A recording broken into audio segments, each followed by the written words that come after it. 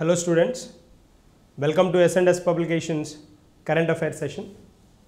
So మనం ఈరోజు current అఫైర్స్లో ఏవైతే burning issues very recent burning issues ఉన్నాయో వాటిని ప్రజెంట్ డే బర్నింగ్ ఇష్యూస్ని డిస్కస్ చేయబోతున్నాం. సో వీటిలో మనం నోబెల్ ప్రైజెస్ని ఎప్పటికప్పుడు అప్డేట్ చేస్తున్నాం, వాటిని ఫాలో అవ్వండి. సో ఆ నోబెల్ ప్రైజెస్ని 1-2 సార్లు కనుక నోట్ చేశారు అని అంటే వాటి మీద కమాండ్ వచ్చేస్తుంది. సో నోబెల్ ప్రైజెస్లో పేరు ఎవరికైతే ఏ పర్సన్కి అయితే నోబెల్ ప్రైజ్ ఇచ్చారో వాళ్ళ పేరు ఒకటి, తర్వాత వాళ్ళు ఏ కంట్రీకి సంబంధించిన వాళ్ళు ఎగ్జామ్లో అడుగుతూ ఉంటాడు, కాబట్టి దాని మీద ఫోకస్ చేస్తే క్లియర్గా సరిపోతుంది. దాంతోపాటు రీసెంట్గా న్యూస్లో ఉన్న అంశాలు ఏవైతే ఉన్నాయో, ఎగ్జామినేషన్ పాయింట్ ఆఫ్ వ్యూలో ఉపయోగపడే అంశాలు ఏవైతే ఉన్నాయో వాటి గురించి మనం డిస్కస్ చేయబోతున్నాం. I'm starting my session with the first and foremost important one. This the one, ప్రధానమంత్రి స్వామిత్వ పథకం, స్వామిత్వ స్కీమ్. సో ఇక్కడ దీని స్పెషాలిటీ ఏంటి అంటే ఆస్తి కార్డులను ప్రొవైడ్ చేస్తారనమాట. అంటే ఈ కార్డుల ద్వారా ఏమవుతుంది అంటే ఎలాంటి లావాదేవీలనైనా చేయడానికి ఆస్కారం దొరుకుతుంది. సో ఈ స్కీమ్ స్పెషాలిటీ కూడా ఉంది. స్కీమ్ పేరు 1-2 సార్లు చూడండి, స్వామిత్వ స్కీమ్. సో ఇక్కడ ఈ ఇమేజ్లో మనకి మన ప్రైమ్ మినిస్టర్తో పాటు 2 పర్సన్స్ కనిపిస్తున్నారు. ఈయన జేపీ అంట, Jayaprakash Narayan.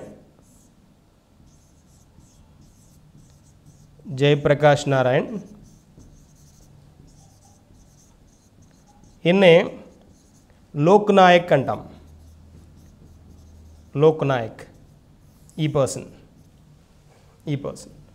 Lok Nayak is the leader of the world అంటాం. So very special person Jayaprakash Narayan. And ఆ సైడ్ అక్కడ మనకి లెఫ్ట్ సైడ్ అటు సైడ్ ఉన్నది నానాజీ దేశ్ముఖ్. ఈయన కూడా వెరీ స్పెషల్ పర్సన్. ఇక్కడ వీళ్ళ ఇమేజ్ ఎందుకు వచ్చింది అనే ఒక డౌట్ రావచ్చు. ఈయన నానాజీ దేశ్ముఖ్. ఈ నానాజీ దేశ్ముఖ్ తర్వాత పోతే ఇక్కడ జయప్రకాష్ నారాయణ్, వీళ్ళిద్దరి ఇమేజెస్ ఇక్కడ ఇవ్వడానికి దాన్ని ప్రైమ్ మినిస్టర్తో పాటు రీజన్ ఏంటి అని అంటే, ఈ స్కీమ్లోపు ఇవ్వడానికి రీజన్ ఏంటి అని అంటే వీళ్ళిద్దరి బర్త్ యానివర్సరీ అక్టోబర్ 11th. ఈ అక్టోబర్ 11th అంటే అక్టోబర్ 11th. సో దీన్ని వీళ్ళిద్దరి birthday, Jayaprakash Narayan as well as Nanaji Deshmukh, వీళ్ళిద్దరూ ఈ స్వయం పథకాలకి అంటే ఇలాంటి టైప్ ఆఫ్ కార్యక్రమాలకి చాలా ఇంపార్టెన్స్ ఇచ్చిన వాళ్ళు అనమాట. వాళ్ళ లైఫ్లో కూడా వీటిని ఫాలో అప్ చేసిన వాళ్ళు, వెరీ స్పెషల్ పర్సన్స్. అందుకనే ఏం చేశారు అంటే ఈ ప్రోగ్రామ్ని లాంగ్ బ్యాక్ ఎప్పుడో ఇంట్రడ్యూస్ చేశారు. April 24th, 2020 2020 April 24 ఈ పర్టికులర్ ప్రోగ్రామ్ని ప్రకటించిన, అమలు చేయడం మాత్రం అక్టోబర్ 11th నుంచి అమలు చేస్తున్నారు. ఎందుకు అక్టోబర్ 11th అని అంటే వీళ్ళిద్దరు birth anniversary, Jayaprakash Narayan and Nanaji Deshmukh. ఆ నానాజీ దేశ్ముఖ్ ఈయన వీళ్ళిద్దరు కూడా మనకి భారతరత్న అవార్డు వచ్చిన వాళ్ళు వీళ్ళిద్దరు కూడా very special persons. Nanaji Deshmukh అయితే మనకి 2019లో, ఈయన 1999లో. వీళ్ళిద్దరికీ భారతరత్న వచ్చిన వాళ్ళే, వెరీ స్పెషల్ పర్సన్స్. సో వీళ్ళ గురించి మనం ఇంకా కొంచెం అడ్వాన్స్డ్గా నెక్స్ట్ పాయింట్లో దాన్ని డిస్కస్ చేయబోతున్నాం. సో ఇక్కడ మనం చెప్పుకున్న పాయింట్స్ని ఈజీగా గుర్తుంచుకోవాలి. Jayaprakash Narayan as well as Nanaji Deshmukh గురించి మాట్లాడాం. ఇక్కడ వీళ్ళిద్దరు కూడా భారతరత్నాసే అని చెప్పుకున్నాం, భారతరత్నాస్. జయప్రకాష్ నారాయణ్ 1999 అవుతాయి అండ్ నానాజీ దేశ్ముఖ్ 2019. 2019లో భారతరత్న ముగ్గురికి ఇచ్చారు. ఆ 2019లో భారతరత్న ఇచ్చిన వాళ్ళలో ఈయన కూడా ఉన్నారు, నానాజీ దేశ్ముఖ్ కూడా ఉన్నారు. సో కాబట్టి ఆ ముగ్గురులో పర్సన్ ఇతను. తర్వాత జయప్రకాష్ నారాయణకి 1999లో ఇచ్చారు అనే పాయింట్ చెప్పుకుంటున్నాం. సో ఇక్కడ మనం ఈ స్కీమ్ ఇంపార్టెన్స్ ఏంటో చూద్దాం. అసలు ఏంటి దీని, what is the purpose of this scheme, why they have introduce this particular scheme అనేది కనుక ఒక పాయింట్ మనం డిస్కస్ చేస్తే, ఇక్కడ have a look at this. ఇక్కడ చూడండి ఒకసారి. ఇక్కడ ఈ 24 ఏప్రిల్ అంటే ఈ ప్రోగ్రాం ప్రకటించిన డేట్ ఏంటి అంటే 24th April. ఈ 24th April very special day. మనది నేషనల్ పంచాయతీరాజ్ డే, జాతీయ పంచాయతీరాజ్ దినోత్సవం. ఇక్కడ ఈ పంచాయతీరాజ్ దినోత్సవం రోజున ఈ పథకాన్ని ప్రకటించడం జరిగింది. Be clear. ప్రకటించినది ఏప్రిల్ 24, ప్రకటించినది పథకం ప్రారంభించినది అక్టోబర్ 11th. అదే కదా మనం చెప్పుకున్నాం, birth anniversary of Jayaprakash Narayan and Nanaji Deshmukh అనుకున్నాం కదా. That's a point. ఇక్కడ ఈ పథకం యొక్క ఉద్దేశం ఏంటి అని అంటే, ఈ పథకం ద్వారా దేశంలోని గ్రామీణ ప్రాంతాల్లో ఉన్న ప్రజలు తమ ఆస్తి ద్వారా రుణాలు, ఇతర ఆర్థిక ప్రయోజనాలు పొందుతారు. రుణాలు పొందొచ్చు, ఆర్థిక ప్రయోజనాలు కూడా పొందొచ్చు. లోన్స్ తీసుకోవడానికి కానీ, లేకపోతే ఇంకా అదర్ ఫెసిలిటీస్ ఏమైనా కావాలి అని అంటే ఖచ్చితంగా ఒక ప్రాపర్ వేలో మూవ్ అవ్వడానికి ఇది ఉపయోగపడతాయి అన్నమాట. ఈ పథకం ఉపయోగపడుతుంది అనమాట. సో ఇక్కడ తమ ఆస్తి ద్వారా రుణాలు తీసుకోవడం, జనరల్గా రూరల్ ఏరియాల్లో రూరల్ పీపుల్కి వాళ్ళకి అసెట్స్ ఉంటాయి, ఆస్తులు ఉంటాయి, కానీ అవి వాళ్ళవి అని చెప్పడానికంటూ ఒక కన్ఫర్మేషన్ ఉండదు.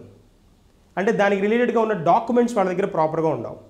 దీని ద్వారా ఏమవుతుందంటే, వాళ్ళు ఎవరైతే ఏ నేమ్స్ తోటి రిజిస్టర్ అయి ఉన్నారో ఆ పేర్లతోటి వాళ్ళ పర్టికులర్ డాక్యుమెంట్స్ వాళ్ళకి ఇవ్వడం ద్వారా ఆ పర్టికులర్ డాక్యుమెంట్స్ ఉపయోగించి వాళ్ళు లోన్ తీసుకోవడానికి కానీ లేదా ఇతరత్ర అవసరాలకి ఆ అసెట్స్ని ఉపయోగించుకోవడానికి ఛాన్స్ దొరుకుతుంది. That is a point. So very important. అంటే రిఫార్మ్స్ మోడల్లో, పంచాయతీ సిస్టంలో రిఫార్మ్స్ మోడల్లో ఖచ్చితంగా స్పెషల్గా చెప్పుకోవాల్సిన పథకం ఇది అని చెప్పాలి. ఎందుకు అంటే చాలా ప్రాబ్లం. ఫార్మర్స్ ఎక్కువ లోన్ తీసుకోవడానికి మూవ్ అవుతూ ఉంటారు, లోన్స్ తీసుకుంటూ ఉంటారు. ఎందుకు అని అంటే అగ్రికల్చర్ యాక్టివిటీస్లో ఎక్కువ ఇన్వాల్వ్ అయ్యేది వాళ్ళే కాబట్టి, మార్జినల్ ఫార్మర్స్ అయినా, స్మాల్ ఫార్మర్స్ అయినా. సో ఈ ఫార్మర్స్ అందరూ జనరల్గా పంట వేసే ముందు లోన్లకు వెళ్తారు. ప్రతి సంవత్సరం ఇది ఒక ప్రాసెస్ ఉంటుంది కదా. అక్కడ ఉండే ప్రాబ్లమ్స్ ఏంటి అని అంటే, వాళ్ళకి ల్యాండ్ ఉన్నా అది వాళ్ళది అని చెప్పడానికి రిలేటెడ్గా డాక్యుమెంట్స్ లేనప్పుడు వాళ్ళు ఒక ఫినాన్షియల్ ఇన్స్టిట్యూషన్ నుంచి బెనిఫిట్ అయ్యే స్కోప్ తక్కువ ఉంటుంది. సో అలాంటి వాటిని క్లియర్ చేస్తూ ఈ పథకాన్ని ఇంట్రడ్యూస్ చేయడం జరిగింది. Okay, that's a point, very important one. Next ఈ ఏప్రిల్ 24 ఇంపార్టెంట్ వన్, దాన్ని గుర్తుంచుకోవాల్సిన డేట్ అది. నెక్స్ట్ చూద్దాం. 4 ఏళ్లలో ఈ పథకాన్ని 4 ఏళ్ల స్పాన్లో, అంటే 2020 నుంచి 2024 గ్యాప్లో ఈ పథకాన్ని దేశమంతటా వ్యాపించినట్టుగా చేయాలి అనేది మన ప్రైమ్ మినిస్టర్ యొక్క ఉద్దేశం అన్నమాట. సో దాదాపుగా మొత్తం 6.62 లక్షల గ్రామాలకు దీన్ని కవర్ చేయాలి అనేది పాయింట్ అనమాట. 6.62 lakhs villages. That's a point, important one అది. తర్వాత ఈ భారతదేశం సాధికారత సాధించడంలో ఈ పథకం ఎంతో చారిత్రాత్మకమైందని ప్రధానమంత్రి పేర్కొనడం జరిగింది. వీడియో కాన్ఫరెన్స్ ద్వారా ఈ పర్టికులర్ ప్రోగ్రామ్ని ప్రారంభించడం జరిగింది. ఓకేనా. సో తర్వాత సాధికారత అంటున్నాం. సాధికారత అంటే సెల్ఫ్ డెవలప్మెంట్. సో అలాంటి దానికి చాలా ఉపయోగపడే ప్రోగ్రామ్ ఇదే అని చెప్పడం జరిగింది. తర్వాత గ్రామీణ ప్రజలకు సాధికారత కల్పించే ఈ పర్టికులర్ ప్రోగ్రామ్ ఏదైతే ఉందో దీనిలో ఇక్కడ ప్రభుత్వం ఈ పథకాన్ని సాధికారత కల్పించే ఉద్దేశంతో ఇంట్రడ్యూస్ చేయడం జరిగింది. అంటే ఇప్పుడు మనకి ఆప్షన్స్లో కనుక ఉద్దేశం, ఆ స్కీమ్ని ఇంట్రడ్యూస్ చేయడానికి ఉద్దేశం ఏంటి అని అంటే మెయిన్ పాయింట్ మాత్రం సాధికారత కల్పించడమే. సాధికారత, ఈ పాయింట్ హైలైటెడ్ పాయింట్. తర్వాత తొలుత దేశంలోని 6 రాష్ట్రాల గ్రామీణ ప్రజలకు స్వమిత్వ పథకం ద్వారా కార్డులను అందజేస్తారు. స్వమిత్వ కార్డులను అందజేస్తారు. ఎన్ని రాష్ట్రాలు? 6 రాష్ట్రాలు. దట్స్ అ పాయింట్, అది కూడా ఇంపార్టెంట్. 6 స్టేట్స్లో ఫస్ట్ ఈ కార్డ్ని ప్రొవైడ్ చేస్తారు. వాటి ద్వారా ఏం చేయొచ్చు అంటే రుణాలు తీసుకోవడానికి కానీ ఇతరత్ర అవసరాలని తీర్చుకోవడానికి ఈజీగా ఉపయోగపడతాయి. తర్వాత స్వమిత్వ పథకంలో భాగంగా ఉత్తరప్రదేశ్, హర్యానా, మహారాష్ట్ర, మధ్యప్రదేశ్, ఉత్తరాఖండ్, కర్ణాటక 6 స్టేట్ ఉన్నాయి కదా. ఉత్తరప్రదేశ్, హర్యానా, మహారాష్ట్ర, మధ్యప్రదేశ్, ఉత్తరాఖండ్ అండ్ కర్ణాటక రాష్ట్రాలు.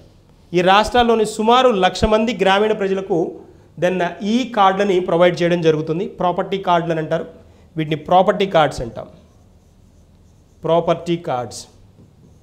ఈ కార్డ్స్ని ప్రొవైడ్ చేయడం ద్వారా వాళ్ళ ప్రాపర్టీ ఎంత హోల్డ్ అయి ఉన్నారు, ఒక పర్సన్కి ఎంత ఎసెట్స్ ఉన్నాయి, ఎన్ని ఎసెట్స్ ఉన్నాయి అనేది ఈజీగా తెలిసిపోవడానికి ఛాన్స్ ఉంటుంది కాబట్టి. సో ఇక్కడ ఈ స్వామిత్వాని మనం స్వామిత్వ కదా, దీన్ని ఫుల్ ఫామ్ చూసామనుకోండి, survey of villages and mapping with improvised technology in village areas. That is a full form of Swamitva. ఒకసారి చూడండి, Swamitva full form important one కదా. So survey of villages and mapping with improvised technology in village areas. That is a full form of Swamitva. Swamitva full form. Okay, next మనకి వెళ్దాం. Next point చూద్దాం. ఒకసారి చూడండి, ఇక్కడ ఈ గ్రామ్ స్వరాజ్ స్వామిత్వ స్కీమ్, ఈ రెండింటికి కనుక డిఫరెన్స్ చూసామనుకోండి, అంటే ఈ రెండు ప్రోగ్రామ్స్ బర్నింగ్ ప్రోగ్రామ్స్ మనకి ఈ రెండు ఉన్నాయి. సో ఇప్పుడు మీకు డౌట్ వచ్చేది ఏంటి అంటే, మనకి ఈ రెండు విన్న తర్వాత వచ్చే డౌట్ ఎక్కడ వస్తుంది అని అంటే, ఆల్రెడీ ఉన్న స్కీమ్ ఏంటి, ఇక్కడ ఈ స్వరాజ్యం ఈ గ్రామ్ స్వరాజ్యం ఉంది కదా, ఈ స్కీమ్కి దానికి స్వామిత్వ స్కీమ్కి ఉన్న డిఫరెన్స్ ఏంటి అనేది చూసుకోవాల్సి వస్తుంది. ఇక్కడ గ్రామ్ స్వరాజ్, ఈ గ్రామ్ స్వరాజ్, ఈ అంటే ఎలక్ట్రానిక్ కదా, prepare and execute gram Panchayat development plans, గ్రామ పంచాయతీలో ఉన్న ప్లాన్స్ని ఎగ్జిక్యూట్ చేయడానికి ఈ పర్టికులర్ ఈ స్వరాజ్ అనేది యూజ్ చేస్తారు. తర్వాత real time monitoring and accountability, very very important. ఇలాంటి వర్డ్స్ వచ్చినప్పుడు దాన్ని క్లియర్గా ఫోకస్ చేయాల్సినవి. రియల్ టైమ్ మానిటరింగ్ అంటే అవి వర్క్ జరుగుతున్నప్పుడు వాటిని అప్పుడే చెక్ చేయడం ఒకటి.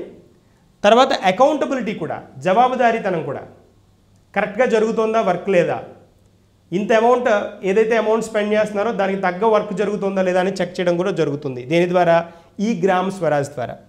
తర్వాత major step towards digitisation down to Gram Panchayat level, very very important. Digitisation అంటున్నాడు. డిజిటైజేషన్, ఈ చేసిన వర్క్ ఏదైతే ఉంటుందో ఈ వర్క్ అంతా డిజిటైజ్ అవుతుంది, డిజిటల్గా ఆ ఇన్ఫర్మేషన్ అంతా క్యారీ చేయబడుతుంది. దాని ద్వారా ఏమవుతుందంటే ఫ్యూచర్లో కూడా ఏ వర్క్ ఎంత టైం పట్టింది, ఎంత అమౌంట్ స్పెండ్ చేశారు, ఇలాంటి ఇన్ఫర్మేషన్ అంతా క్లియర్ కట్గా తెలియడానికి ఛాన్స్ ఉంటుంది ఈ డిజిటైజేషన్ ద్వారా. ఇవి జనరల్గా ఈ గ్రామ్ స్వరాజ్ యొక్క ఫంక్షన్స్. సో అకౌంటబిలిటీ, జవాబుదారీతనాన్ని మెయింటైన్ చేయడం చాలా చాలా ఇంపార్టెంట్ దానిలో. కానీ ఇక్కడికి స్వామిత్వ స్కీమ్కి వచ్చేటప్పటికి which helps to map the rural inhabited lands using drones and latest survey methods, very important. ఏవైతే రూరల్ ఏరియాల్లో ఇన్హాబిటెడ్ ల్యాండ్స్, ఏవైతే ల్యాండ్స్ని కల్టివేట్ చేస్తున్నారో ఆ ల్యాండ్స్ని డ్రోన్స్ ద్వారా, లేటెస్ట్ సర్వే మెథడ్స్ ద్వారా వాటిని చెక్ చేసి ఈ పర్టికులర్ బౌండరీ దాకా వీళ్ళ పర్టికులర్ ల్యాండ్, ఇది వీళ్ళకి సంబంధించిన ల్యాండ్, ఇలాంటి సర్వే చేయడానికి స్వామిత్వ స్కీమ్ ఉపయోగపడబోతోంది ఒకటి. తర్వాత ensure stream lined planning, revenue collection and provide clarity over the property rights. ఈ ప్రాపర్టీ హక్కులు, ప్రాపర్టీకి రిలేటెడ్గా ఉన్న హక్కులు ఏవైతే ఉంటాయో వాటిని స్ట్రెంథన్ చేయడానికి, బాగా స్ట్రాంగ్గా మూవ్ చేయడానికి ఈ స్కీమ్. చాలా వేరియేషన్స్ ఉన్నాయి చూడండి, దీనికి అసలు కంపారిజనే లేదు, కన్ఫ్యూజ్ అవ్వాల్సిన నెస్టీ అసలు లేదు. తర్వాత open up avenues for applying for loans from the financial institutions by owners. ఎవరైతే ఈ ల్యాండ్ ఓనర్స్ ఉంటారో వాళ్ళు ఏం చేయొచ్చు అని అంటే, ఈ ప్రాపర్టీ కార్డ్స్ ద్వారా వాళ్ళు ఫైనాన్షియల్ ఇన్స్టిట్యూషన్స్ నుంచి, అంటే ఆర్థిక సంస్థలు ఏవైతే ఉంటాయో వాటి నుంచి లోన్ ఇతరత్ర అవకాశాలన్నీ పుణుకుపుచ్చుకోవచ్చు అనమాట, తీసుకోవచ్చు అనమాట. ఆ ఫెసిలిటేషన్ వస్తుంది. అక్కడ అది లేదు.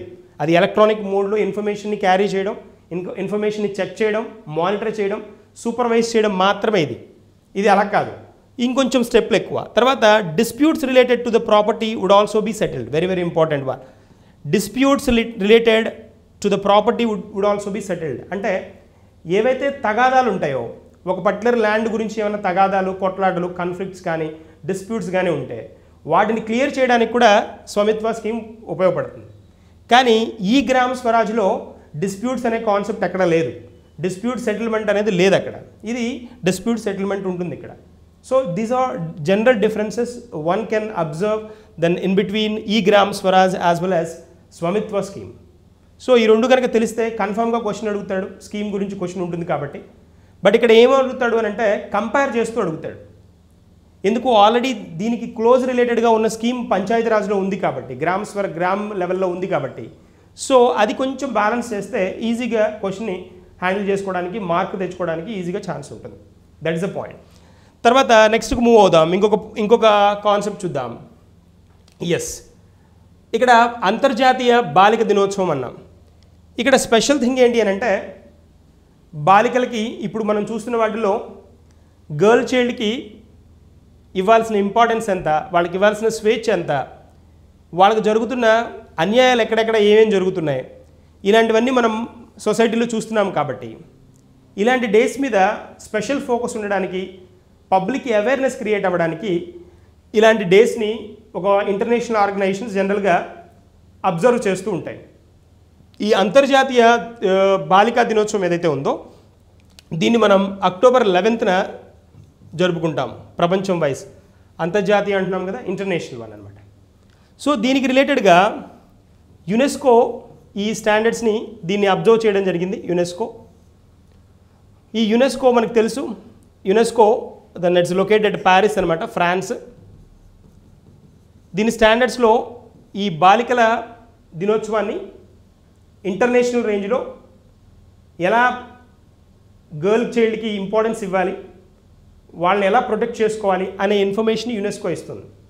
బట్ ఇండియాలో కూడా ఈ అవేర్నెస్ పెరిగింది. ఇప్పుడు మనం చూస్తుంటే, అబ్జర్వ్ చేస్తూ ఉంటే, జనరల్గా లాంగ్ బ్యాక్తో కంపేర్ చేస్తే ఇప్పుడు మనకి చాలా హై ఎండ్ అవేర్నెస్ రావడం అనేది జరిగింది. దానికి ఇన్స్టెన్స్ మనం ఇప్పుడు చెప్పుకోబోయే పాయింట్ ఇక్కడ చూడండి.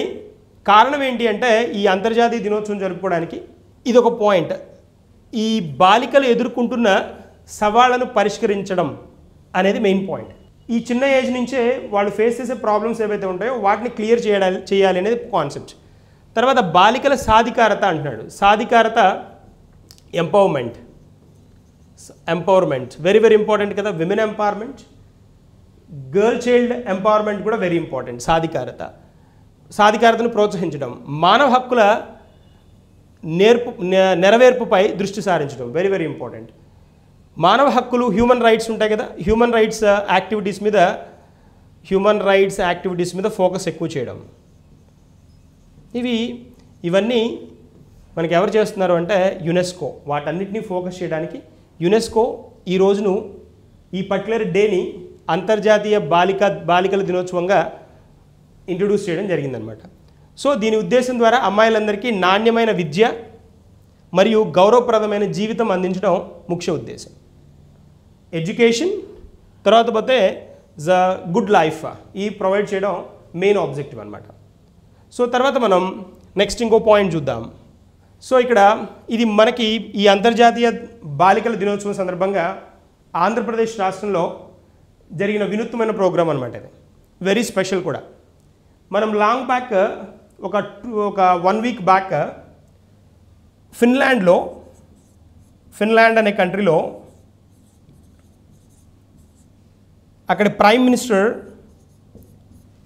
ఒక 16 ఇయర్స్ గర్ల్కి ప్రైమ్ మినిస్టర్ని అనౌన్స్ చేసిన కాన్సెప్ట్ గురించి విన్నాం.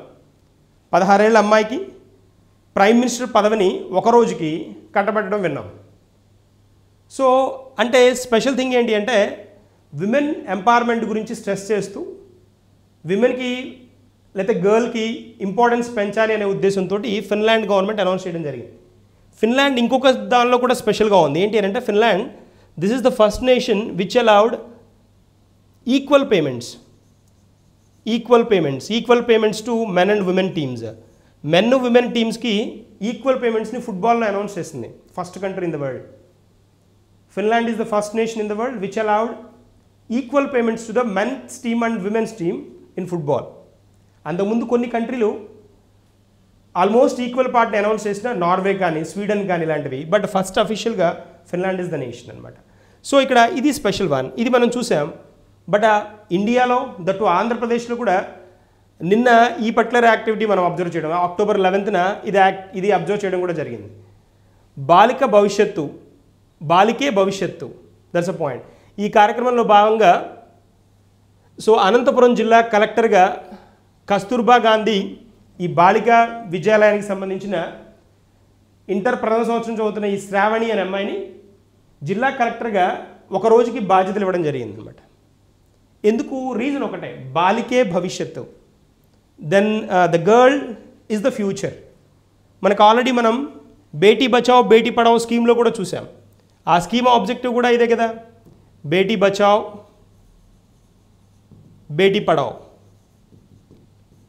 బేటీ పడావ్ ఈ స్కీమ్ కూడా విన్నాం కదా. మన ప్రైమ్ మినిస్టర్ అఫీషియల్గా స్పెషల్గా ఇంట్రడ్యూస్ చేసిన స్కీమ్ కూడా ఇది.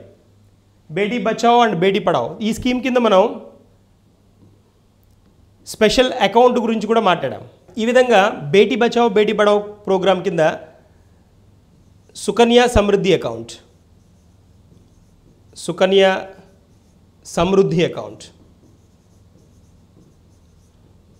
సమృద్ధి అకౌంట్ ఇది ఓపెన్ చేయడం కూడా జరిగింది కదా. గర్ల్ చైల్డ్కి ఫినాన్షియల్ సపోర్ట్ ఇవ్వాలనే ఉద్దేశంతో ఇంట్రడ్యూస్ చేసిన స్కీమ్. సో ఇలాంటి కాన్సెప్ట్స్ మనం చదివినప్పుడు ఇలాంటి ఈ రిలేటెడ్గా ఉన్న కాన్సెప్ట్స్ అన్నింటినీ ఒకసారి కనుక టచ్ చేసుకుంటే ఎగ్జామినేషన్ పాయింట్ ఆఫ్ వ్యూలో క్వశ్చన్ ఎలా మూవ్ చేసినా కూడా ఈజీగా హ్యాండిల్ చేయడానికి ఛాన్స్ ఉంటుంది. సో ఇక్కడ Beti Bachao Sukanya Samriddhi account, public provident fund and then national saving certificates, senior citizen saving schemes. So ఇలా ఈ అకౌంట్స్ అన్నిటి గురించి మనం మాట్లాడుకున్నాం. కిసాన్ వికాస్ పత్రాస్ మాట్లాడాం. ఇవన్నీ ట్యాక్స్ ఫ్రీ ఇన్వెస్ట్మెంట్స్ అని కూడా చెప్పుకున్నాం, ట్యాక్స్ ఫ్రీ సేవింగ్స్ అని కూడా చెప్పుకున్నాం, స్మాల్ సేవింగ్స్ అంటారు వీటిని కూడా డిస్కస్ చేసాం. That is a point. So ఈ పర్టికులర్ పర్సన్కి ఎం శ్రావణికి వన్ డే కలెక్టర్గా పర్టికులర్ బాధ్యతలన్నీ అప్పచెప్పడం జరిగింది. దాంతోపాటు ఏంటి అంటే కొన్ని ఇంపార్టెంట్ డెసిషన్స్ కూడా తీసుకోవడానికి ఛాన్స్ ఇవ్వడం జరిగింది. వాటిల్లో ఏంటి అని అంటే ఇక్కడ చూడండి, ఎస్సీ అట్రాసిటీ కేసులో బాధిత బాలికకు 25,000 పరిహారం అందించే ఫైల్పై ఒక్కరోజు కలెక్టర్గా ఉన్న ఈతను శ్రావణి సంతకం చేశారనమాట. సో అది స్పెషల్ థింగ్. తర్వాత ఏంటి, 8 గంటల తర్వాత ఉదయం 8 గంటలకు ముందు మహిళా ఉద్యోగులను అధికారిక పనుల గురించి ఫోన్లు చేసి ఆటంకం కలిగించకూడదని ఉత్తర్వులు జారీ చేసిన ఫైల్పై కూడా సంతకం చేశారు. ఈ రెండు స్పెషల్. ఉదయం 8 లోపు రాత్రి 8 తర్వాత విమెన్ ఎంప్లాయీస్ ఎవరైతే ఉంటారో వాళ్ళకి ఫోన్ చేసి ఎలాంటి ఇబ్బంది పెట్టకూడదు, వాళ్ళని కాన్సెప్ట్స్కి రిలేటెడ్ అంటే వాళ్ళ ఉద్యోగానికి రిలేటెడ్గా కూడా ఎలాంటి విషయాల్ని అడగకూడదు అనే ఉద్దేశంతో అనే ఫైల్ మీద కూడా ఈవిడ సంతకం చేయడం జరిగింది. ఈ రెండు పార్ట్లు అనమాట. So important one, very special. బాలికే ఫ్యూచర్ కాబట్టి, భవిష్యత్తు కాబట్టి, సో ఇలాంటి కాన్సెప్ట్ మీద ఫోకస్ చేయడం జరిగింది ఏపీలో అనంతపూర్ డిస్టిక్లో. సో అదొక పాయింట్. తర్వాత మనకి నెక్స్ట్ వన్కి వెళ్తే ఇక్కడ చూడండి, జీడిపి పునరుద్ధరణ సూచన Reserve Bank of India RBI ఆబ్జెక్టివ్లో. సో ఇక్కడ ఇది one of the biggest concepts, మనకి బాగా పెద్ద కాన్సెప్ట్స్లో ఒకటి. కానీ మనకి ఇప్పుడు కావాల్సిన కాంటెక్స్ట్ పరంగా మనకి ఏమేం కావాలో ఆ కాన్సెప్ట్స్ని డిస్కస్ చేద్దాం. ఇక్కడ చూడండి, మనకి ద్రవ్య విధాన కమిటీ అక్టోబర్ 7th నుంచి 9th లోపు, దాని ఎక్స్టెండెడ్ 10th లోపు ద్రవ్య విధానం మీద, మానిటరీ పాలసీ మీద డెసిషన్ తీసుకుంటారు అని చెప్పుకున్నాం ప్రీవియస్ క్లాస్లో, బిఫోర్ లాస్ట్ క్లాస్లో.